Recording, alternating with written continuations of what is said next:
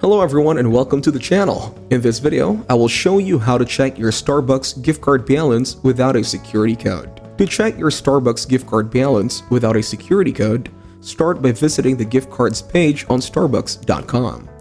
Click on Check Balance and enter your card number. There is no need to enter a security code. After that, click Check Balance to view your balance. Alternatively, you can check your balance on the rewards page by signing in to your account on starbucks.com. Once logged in, navigate to Card Management and select a card to view its balance. If you prefer using a mobile device, launch Starbucks on your iPhone or Android. Now select Scan, and you will be able to view the balance of each card linked to your Starbucks rewards account. Additionally, you can check your Starbucks gift card balance over the phone by calling this number, 800-782-7282. Thank you everyone for watching. Hope you got some value. Make sure to like the video and subscribe to our channel. Leave a comment down below. See you in the next one.